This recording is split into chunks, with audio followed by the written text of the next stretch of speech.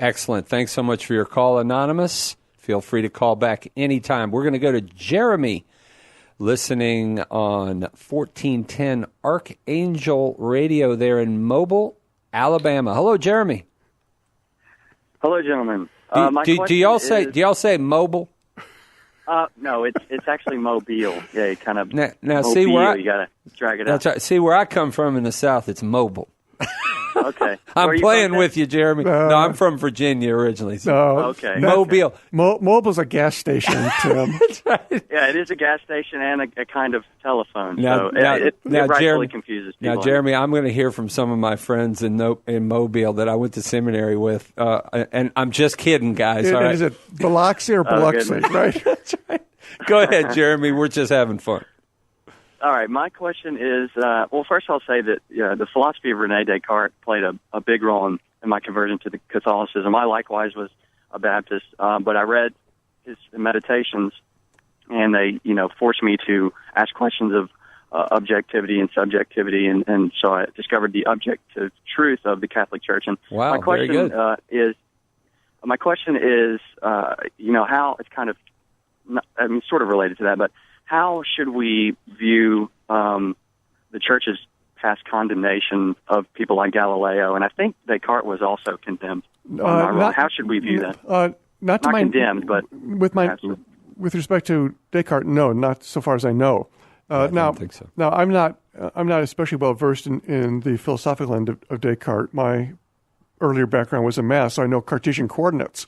So I knew him as a mathematician more than as a philosopher.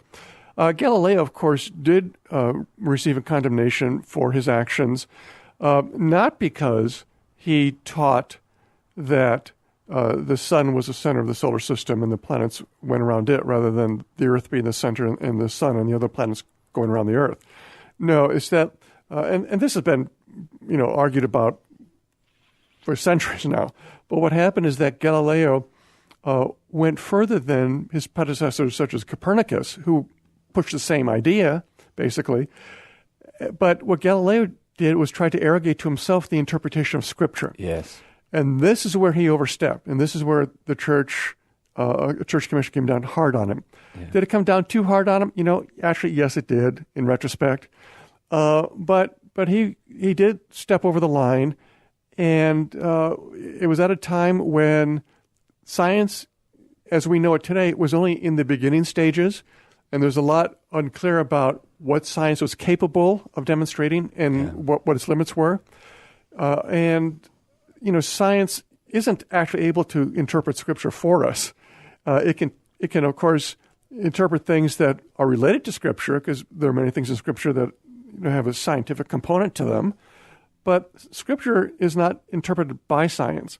And Galileo stepped over a bound there, and church authorities came down hard on him. Yeah. But the interesting thing, though, in 2,000 years of church history, this is the only case of church authority coming down hard on any scientist. The only case, which by itself, just because of the exclusivity of the incident, is a demonstration that the church is not against science. Exactly. And that there is no actual conflict between faith and reason. Okay. But whenever someone brings up the Galileo case as a kind of proof that the Catholic Church is anti-science, asking it to bring up the second case, because there isn't a second case. And as you alluded to, Karl, 70 years before Copernicus's work, which concluded the same thing, was dedicated to the Pope. And underwritten by a cardinal. Yeah. But Copernicus, did not do what Galileo did, which is to write up a dialogue in which one of the characters, with the English translation of his name would be simpleton, was actually a pretty lightly veiled image of the reigning Pope. Pretty stupid thing to do. Yes. Okay. Yes. So Galileo was a great scientist. On my last trip to Italy, I went to his museum in Florence, looked at his telescope and all this. I mean, he did wonderful things. Yeah. But in some ways, he's a bit of a jerk, too. That's right. Jeremy, thanks so much for your call. And remember, Descartes' famous cogito ergo sum may not have been the most perfect formulation of philosophy, but never condemned by the church.